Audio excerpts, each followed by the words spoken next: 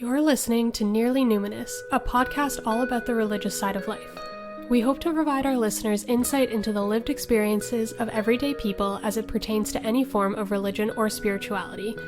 This includes embracing scholarly understandings of religion and sociology, but it also includes casual conversations and understanding real lived experiences. This podcast is hosted by myself, Steph, Jacqueline, and Rachel, and we hope you join us every Monday for new episodes.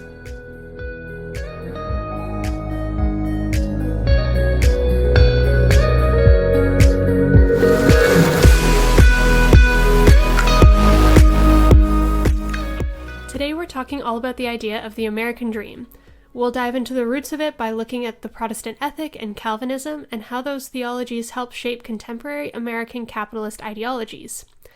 But before we begin, we'd like to make a bit of a disclaimer, noting that we're well aware that we're only going to discuss a very brief aspect of capitalism and its religious roots. We recognize that this issue is far more complex than we are able to discuss within the bounds of this one episode. We acknowledge that racism, slavery, and the exploitation of workers is a core aspect of capitalism, and we only very briefly touch upon that throughout this episode, and we don't explore it to its fullest extent. If you are an expert on the subject and would like to be a guest on our podcast, please reach out to nearlynuminous@gmail.com. We would really love to have you.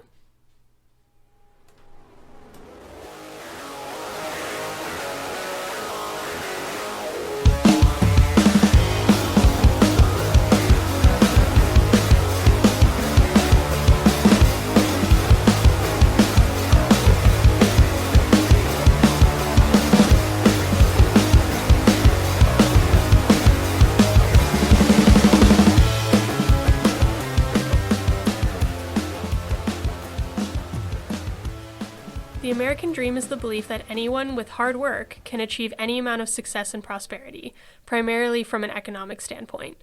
This belief is on the basis that everyone is equal and provided the same opportunities, and it leaves nothing to luck or chance. This is ultimately founded on the basis of capitalism.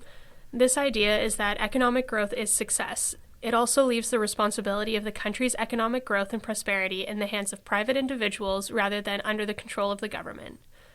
On the surface, it doesn't seem to make sense that religion is so intertwined with the idea of economics and capitalism.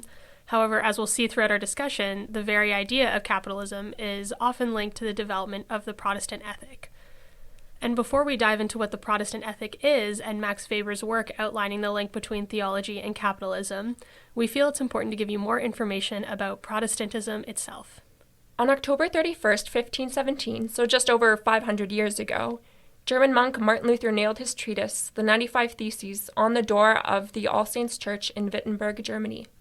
This document was a list of 95 problems that Luther saw in the practices of the Catholic Church, ones which he hoped would be rectified.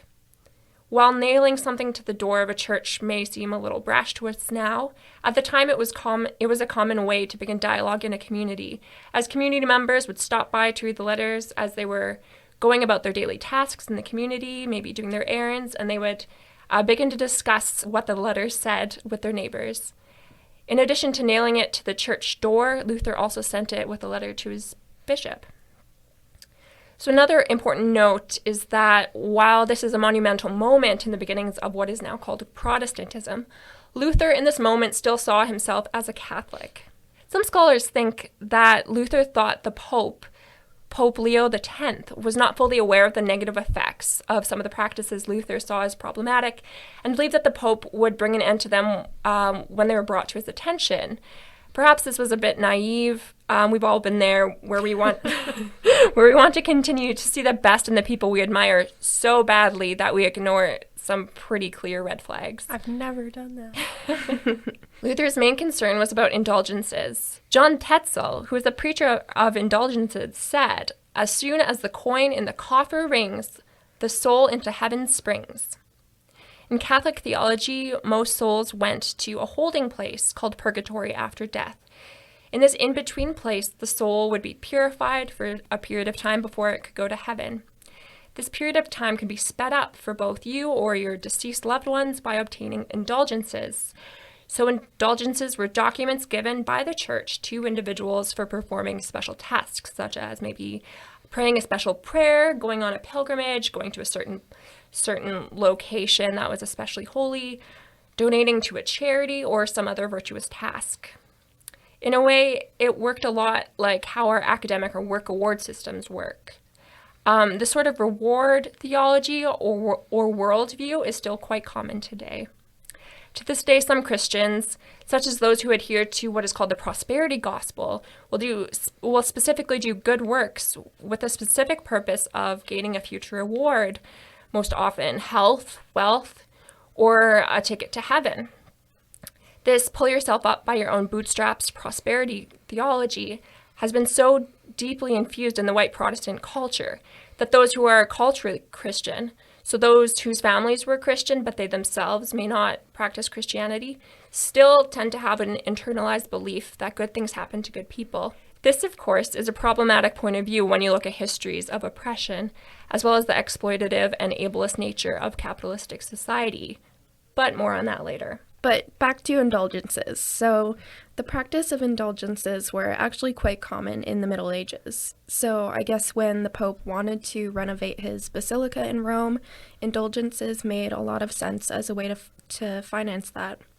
To fund this campaign, traveling preachers like Tetzel go around from town to town, scaring people with threats of hell and brimstone in hopes that they would buy these indulgences.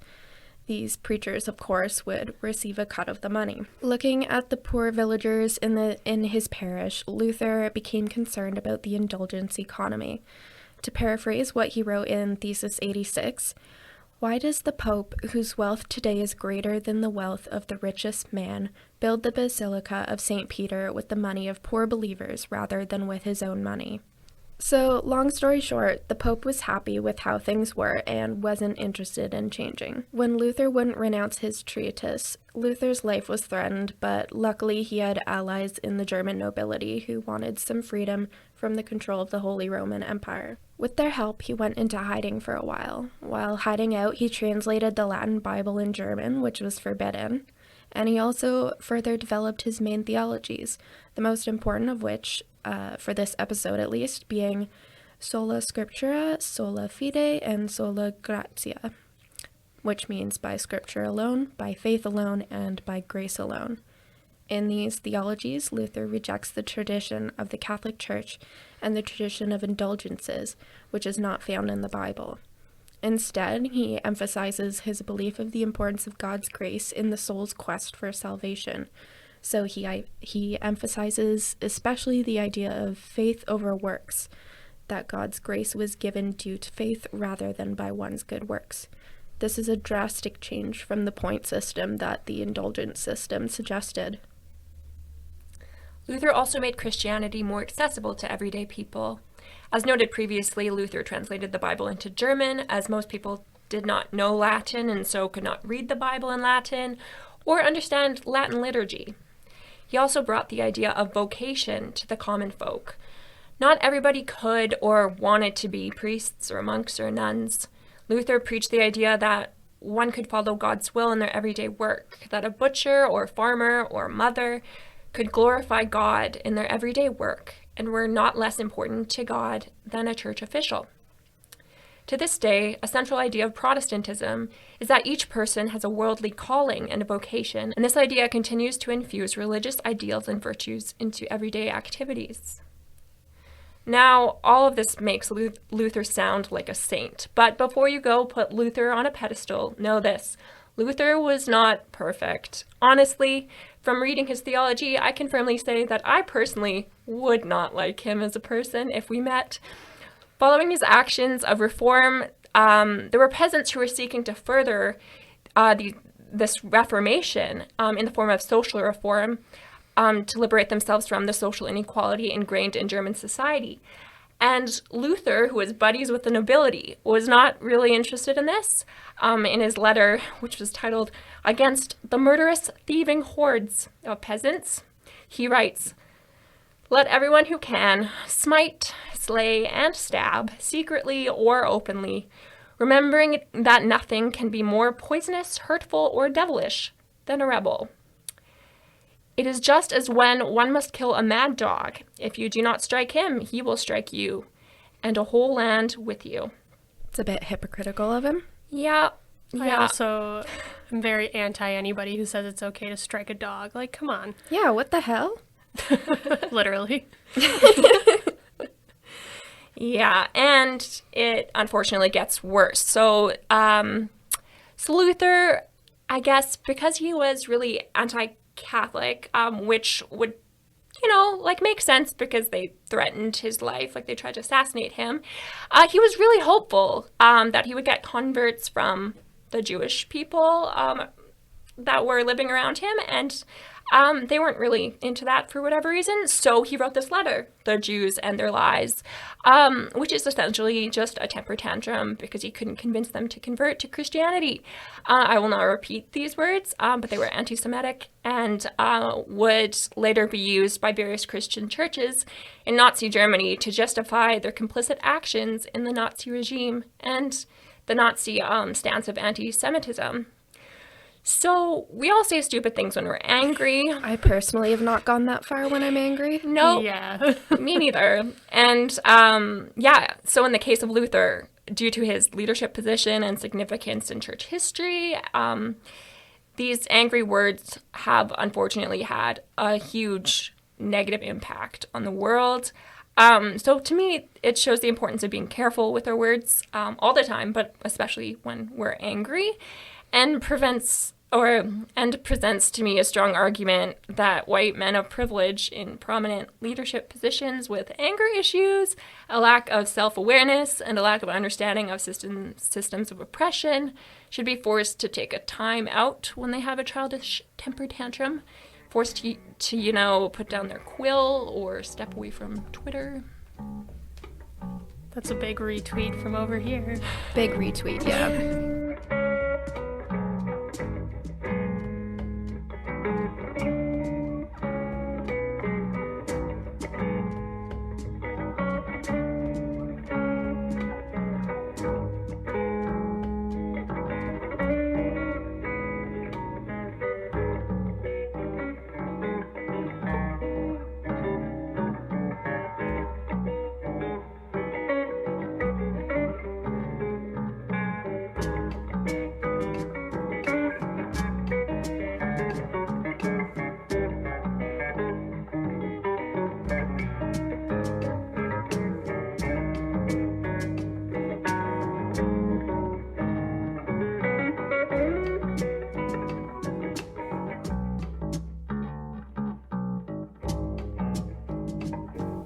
So Luther paved the way for other theologians to come and kind of create their own sub-branches of this Protestantism. And one of the areas that we're going to focus quite a bit on today is Calvinism. So Calvinism is based off the theology of John Calvin, who is quite an important figure in what's considered the second generation of Protestant reformers. Many people even argue that he's as important, if not more, than Luther himself. Most of the things that he talked about came out of his book, Institutes of the Christian Religion, which he wrote in 1536. It gave commentary on the Bible and his theology surrounding it, and it included most of what ended up becoming the basis of Calvinism. So John Calvin was inspired primarily by the Renaissance humanism movement, which was a philosophy of what the movements at the time used in order to radically shift the Christian church back to what they say were a more authentic Christianity. And much of this prioritized studying the Bible in its original languages and getting to the core of the Bible itself. So one of the main themes that came out of Calvinism was the idea of predestination. So Luther already introduced the idea of people being saved through faith alone, and predestination is kind of a step further. So the idea of predestination within certain Christian theologies is the idea that all events have been willed by God, including who is going to heaven or not. It's the classic fate versus free will argument to the absolute extreme. So how does Calvinism specifically play into the American dream? Well, we can look to Max Weber's work titled The Protestant Ethic and the Spirit of Capitalism. So because Calvinists believed in predestination, there's a belief that anything you do doesn't really affect if you get into heaven or not. Rather, your success and the hard work that you did on earth was rather just a sign that God favored you and that you are likely already saved. Protestant Ethic in the Spirit of Capitalism was published in 1904 and was written by Max Weber, who was a German sociologist and economist. Weber was influenced by Marx's writings, but never claimed to be a Marxist, especially since he criticizes some Marxist theories throughout the Protestant Ethic. But the main argument throughout the book is that the ethics of Protestantism, specifically the theology of Calvinists, inspired and created the capitalist spirit. This spirit can be seen across Europe, but also in Canada, and as we're talking about specifically today, the US. The idea surrounds the theory that pursuing profit is its own virtue with no other necessary end goal. Weber ultimately sees the use of the Protestant ethic as being linked with a very individualistic and selfish lifestyle, where each individual is only concerned with their own salvation. So he says, this doctrine of predestination, with all the pathos of its inhumanity, had one principal consequence for the mood of a generation, which yielded to its magnificent logic. It engendered for each individual a feeling of tremendous inner loneliness. This is all in contrast, according to Weber, to the Catholic ethic, which promotes only achieving enough success for survival. Anything else is considered bad and at the expense of others. Whereas from the Calvinist view, achieving the most is seen as good because success is considered a sign that you're more favored by God. So Calvinism kind of got its start more in Europe, but once we move into the US, we saw a lot of the ideas of the Puritan theology stem from Calvinist beliefs, especially when it comes to hard work and predestination. So one of the prominent theologists, Richard Baxter, promoted that idleness and kind of, wasting time was the sin rather than wealth itself. So this means that no matter how wealthy you are, you must continue to work. The sin is to stop to indulge in the wealth rather than achieving the wealth. So Weber summarizes this very well by saying that the unwillingness to work is a symptom of the absence of the state of grace. Weber believed that this branch of Puritan ideals helped shape what we know as the middle class, especially since the idea of the middle class breaks down barriers between the rich nobility and the poor peasantry, as the wealthy would keep working rather than indulge as the nobility of feudal states would often do.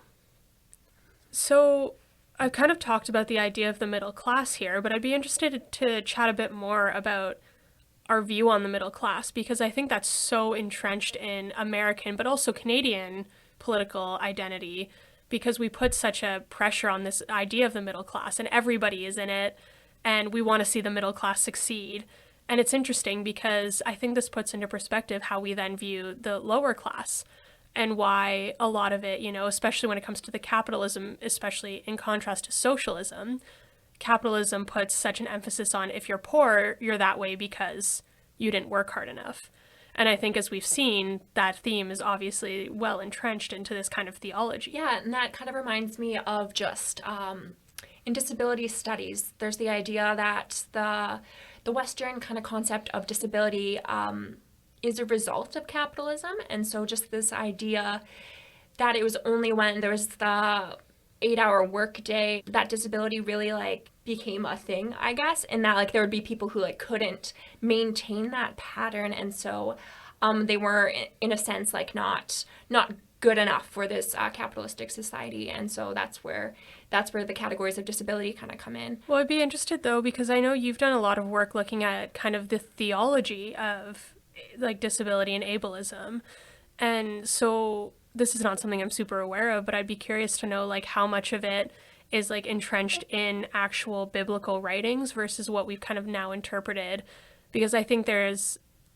definitely talk in the Bible about, people who were able to do certain things versus who wasn't, and diseases and that kind of idea.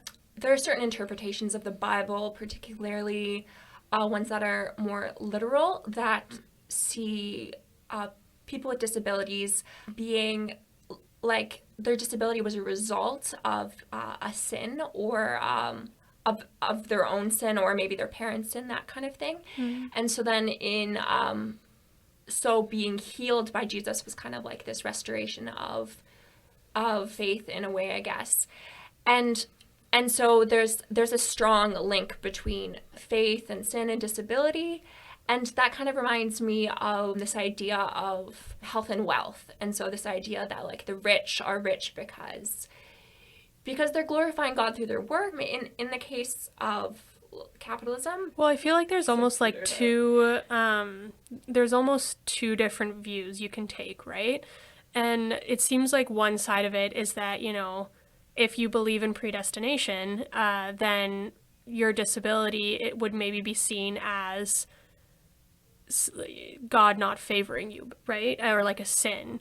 Whereas if you kind of bring into the idea of Jesus healing them as like restoring their faith, well, then doesn't that kind of turn it on its head about, no, you actually can be redeemed, you know? And I think that maybe brings into more the evangelical side of things of like, you know, Jesus, like if you bring Jesus into your heart and if you accept Jesus, he'll forgive all your sins and you can actually change your fate. Yeah, that's it. Yeah, that's right. And that becomes problematic, though, because it sees disability primarily as a problem to be solved, right? And so there's stories that I've heard of people, you know, being told that if they just pray more, you know, they'll be healed. And then when they're, like, maybe they are healed, but if they're not healed, then that can be quite damaging to their faith. But then also, depending on the community that's been praying for them, maybe it might be inconvenient for them not to be healed because it kind of like it challenges their idea of just like God and goodness and like how prayer works, I guess. And so it can be quite damaging when that logic just doesn't follow through in the way that was expected. That almost that makes me think of the kind of term I've been hearing a lot lately, especially from like the feminist movement, is the idea of spiritual bypassing. And I think that this is maybe more of like a traditional version of it, right?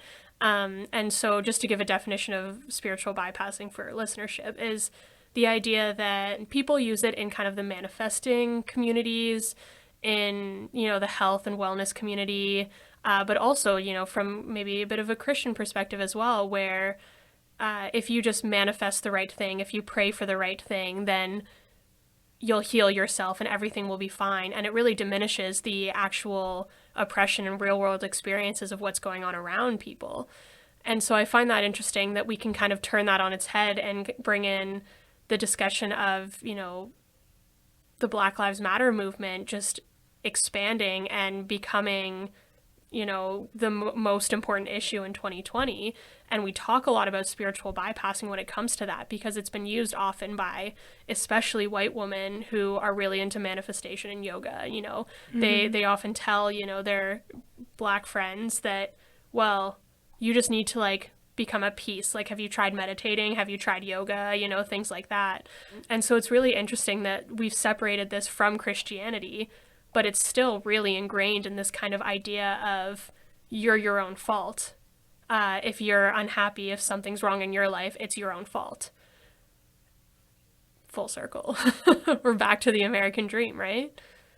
I have a question. This might be a bit of a theological question, but if you are predestined for salvation, what does it matter if you work for success in the Calvinist faith?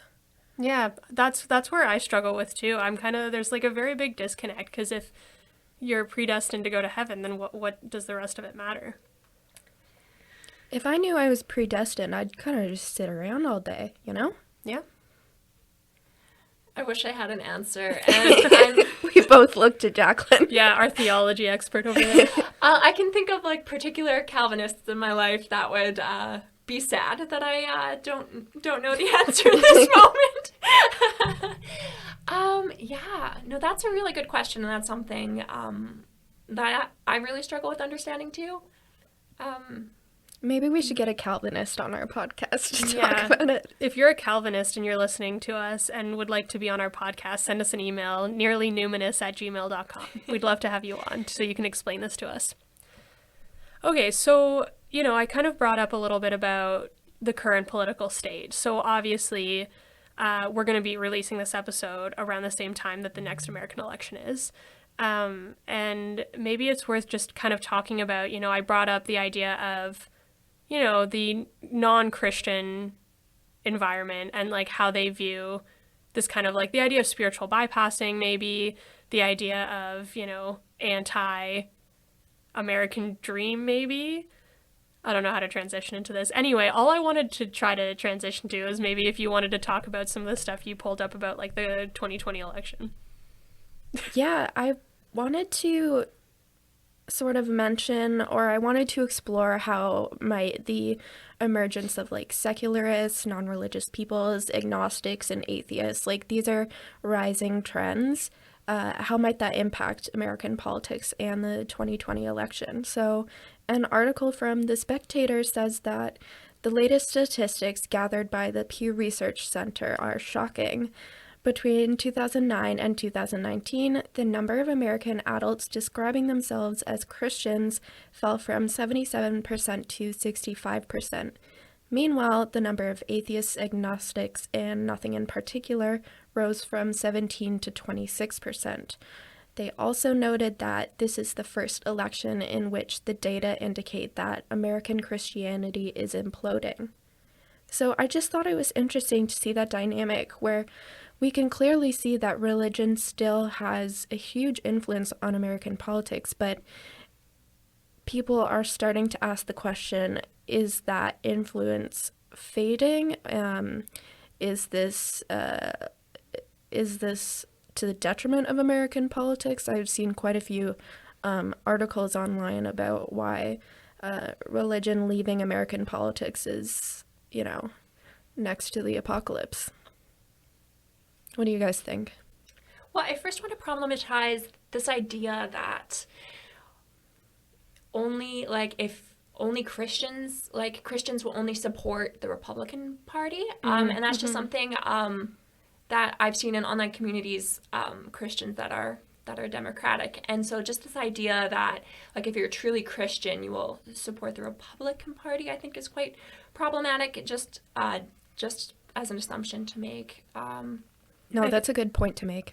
Yeah, I think it can go a little bit deeper though too, because like you were saying already, that people who kind of grew up in a Christian environment, which is a lot of the people that maybe even just support Republican Party, the idea of the American dream and working hard and idleness is a sin is so ingrained in them that it doesn't matter if they're Christian or not.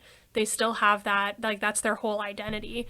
Especially the people who are so adamant about, the whole Constitution was written on the basis of this ideology, of this like capitalist Protestant ethic ideology. And so even though the idea is, we've removed religion from politics, it's still so ingrained. The language itself, the ideology of it is so ingrained in this kind of Calvinist Puritan theology. And not just in the Republican Party either. I mean, obviously, in the Democratic Party, you can still see a lot of that pull yourself up by your own bootstraps mentality. Yeah. Well, and I think that's why you see such a divide between someone like Bernie Sanders, who definitely doesn't believe that. Like the way he discusses things, it's very, social services, funding towards communities, funded healthcare, etc. Whereas you have someone like Joe Biden, who is obviously more supported by the Democratic Party, kind of spewing off more of the pull yourself up by your own bootstraps identity, right? Mm-hmm. Well, yeah, and it's just, when I think about that, I think part of me wonders, like, how can people believe that? That whole idea of, like, good things happening to good people. But just thinking about it, it makes sense. Like, we live in a world that's, like, crazy. Like, there's hurricanes that randomly happen, like not randomly scientifically, but seemingly not randomly religiously either. It's the one time that religion and science get along. But it's like, things kind of happen a little bit randomly in our lives. We can't control everything, and isn't it nice to just have that worldview which says, if I do good things, I will be able to support myself and my family, and I will make a career for myself and gain this money. And yeah, it makes sense why people would want to cling to that, because once you realize that that's not true, and you become aware of like how people have been oppressed and the inequalities in this world, and it's kind of scary. Well, and I think too, there's always this joke that the people who are most up in arms about people who like the upper classes being taxed are usually people in like the lower middle classes, right?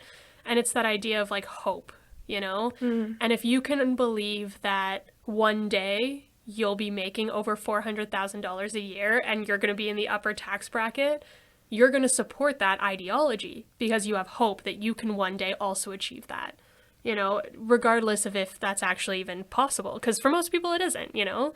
Most people are lucky, especially in the US, most people are lucky to like top out at a $60,000 a year salary, you know? Let's not even talk about teachers who make a $30,000 a year salary max. Yeah. I make more as a bartender.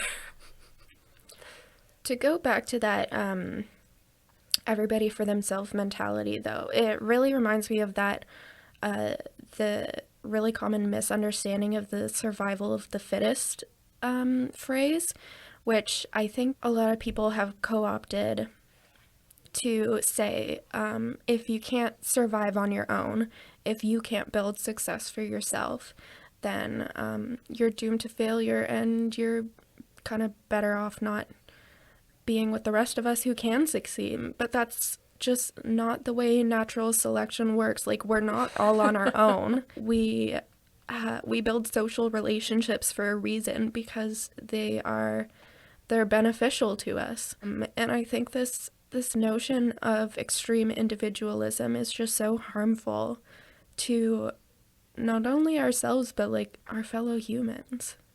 What I found really interesting as well was when Weber talks about how this is, you know, this idea of individualism is so in contrast to like the Catholic identity, because you'd think especially like Luther would probably be like, oh, Catholicism is all bad, you know, whereas this kind of idea of community and coming together and working together, making sure everybody has what they need, is not something that I usually line up with what I view to be Catholic theology. It's very true. Especially because, you know, as somebody, I've been to Catholic churches before where you feel like an outsider because you're not, you know, Catholic. Right. So it is interesting kind of seeing that like difference of perspective there. Interestingly, I learned about the notion of vocation and being able to like do God's work through your own work in Catholic school, which, as we were talking about before, is more of like a Protestant Calvinist idea.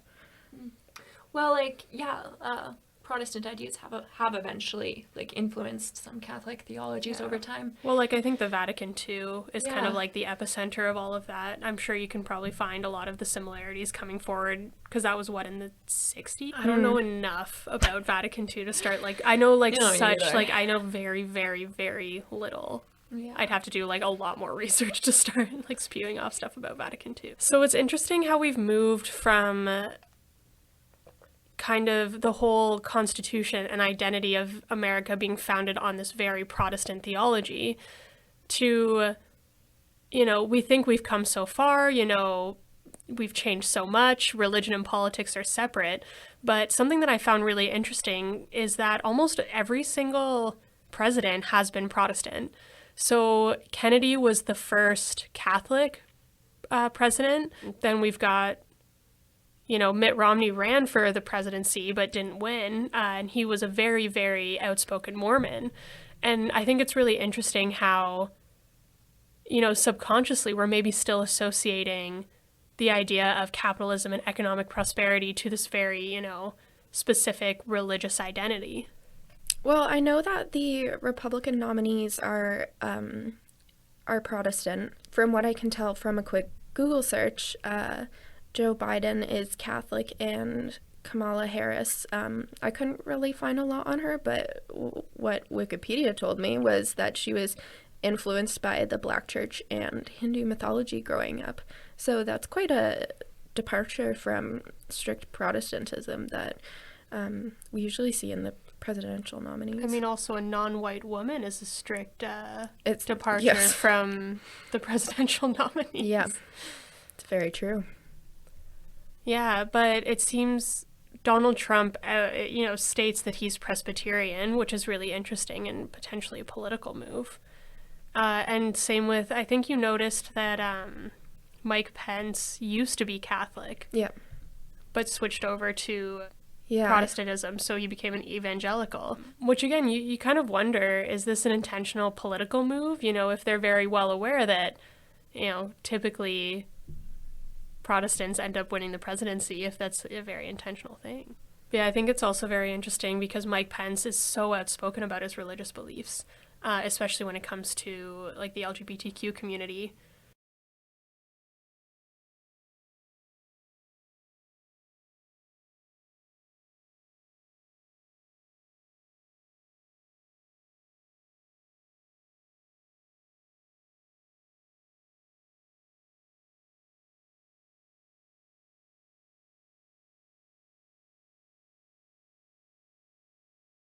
So something that I'm thinking about on this topic of disability and capitalism, it reminds me of a book by Dr. Jasbir Puar, who is a professor of women's and gender studies at Rutgers University in the States. And she wrote a book, The Right to Name Debility, Capacity, Disability, which talks about how she focuses a lot on disability, specifically disabilities that are injuries.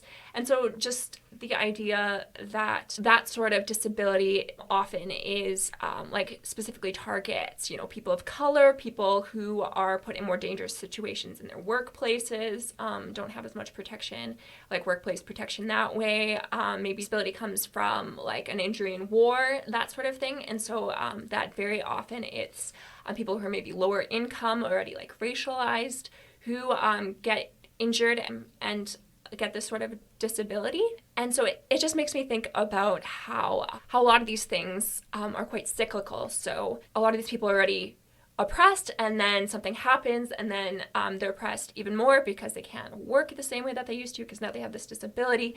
And it just kind of, to me, just really demonstrates the flawedness of capitalism, in that with this idea that, everybody can get this really high paying job, whatever, everybody should be able to work these certain hours, when actually just due to systemic racism and just oppression, these things don't necessarily, they can't happen unless we fix the problem. And so that's largely what Puar is looking at in there. In that book, I have some criticism of that book because just from a disability standpoint, she doesn't look at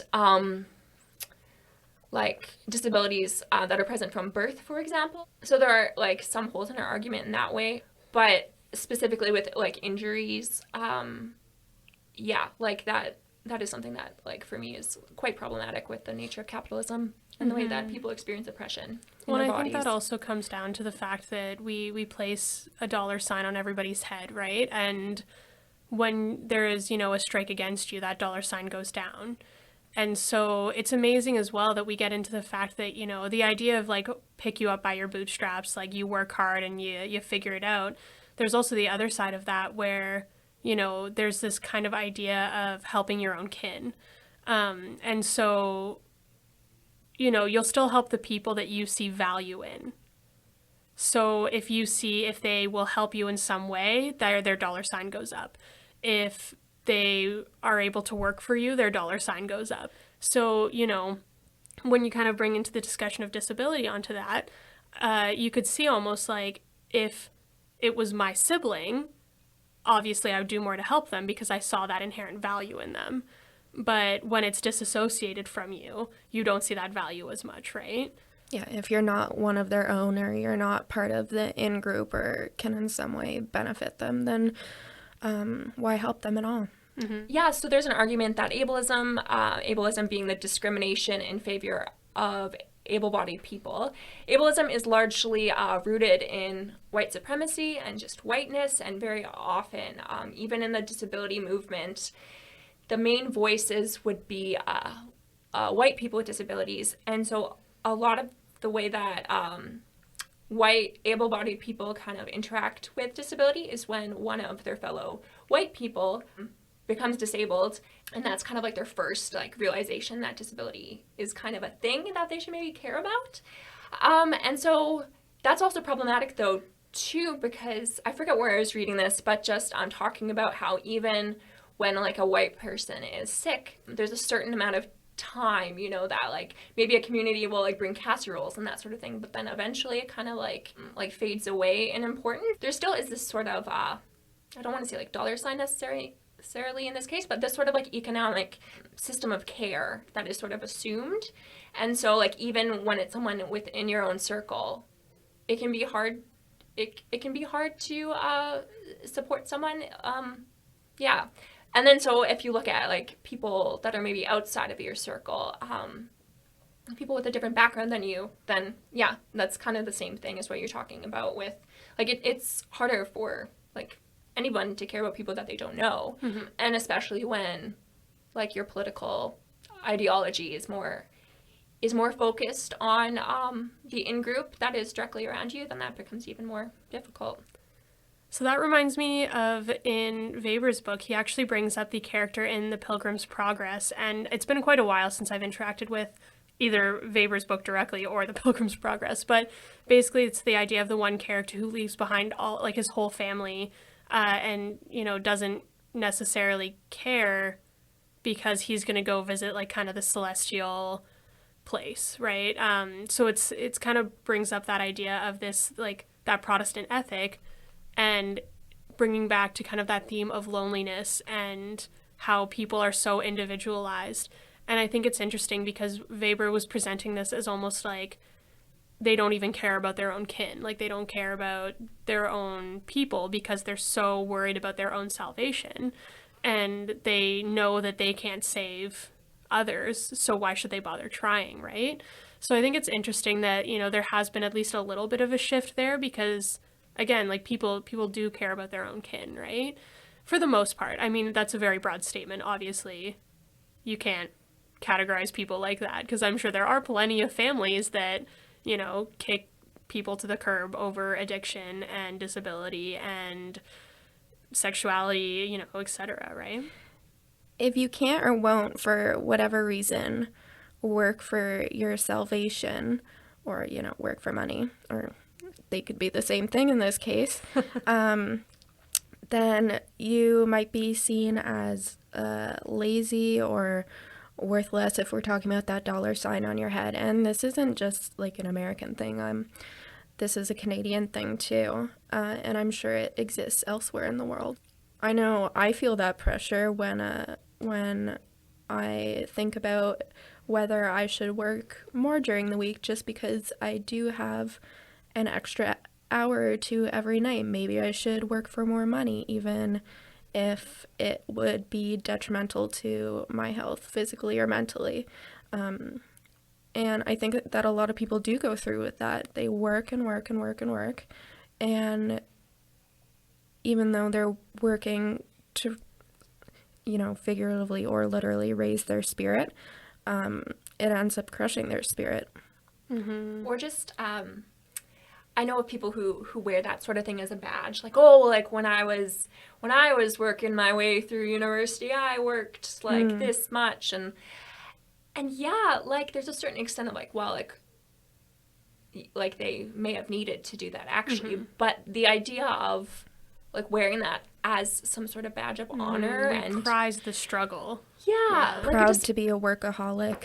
Yeah, this honor of workaholic.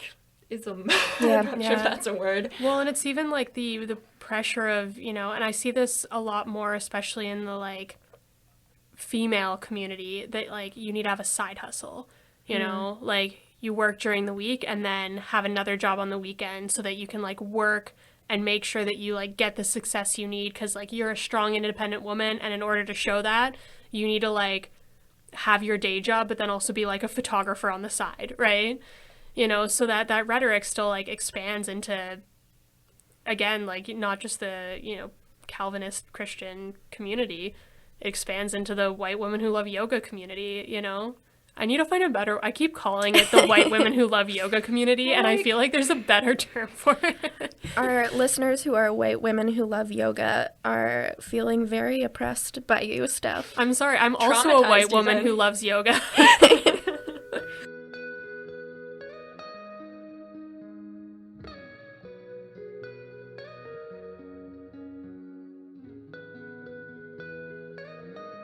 Yeah, I'm very interested to see kind of how this election plays out, because I think that we're obviously at a huge kind of divide. As Rachel was outlining, the Christian population is diminished, but obviously we've seen that these kind of ideals that were put forward by the Protestant and like Calvinist identity at the beginning of America are still so ingrained in just everybody, even, you know, the far left's ideology and identity.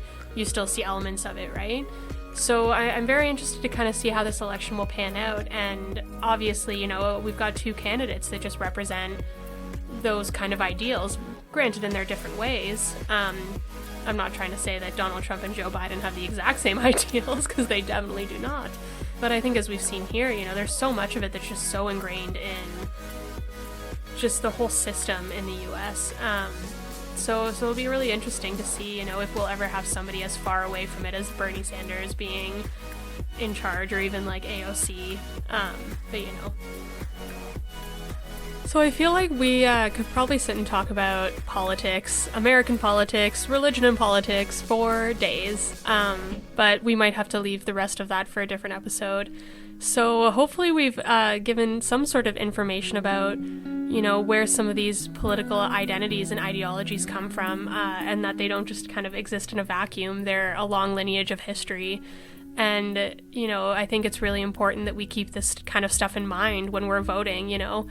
The three hosts here on the podcast are Canadian. I'm assuming most of our listenership is Canadian currently, so maybe some of this isn't as relevant, but I think that it is important to understand the history and the background of all of the values that kind of make up our worldview, you know, and I think that's become even more prominent this year, where we've started to learn about how these historical systems of oppression are long-standing and they exist with very definitive purposes. So yeah, make sure to stay educated, and if you can vote, please vote.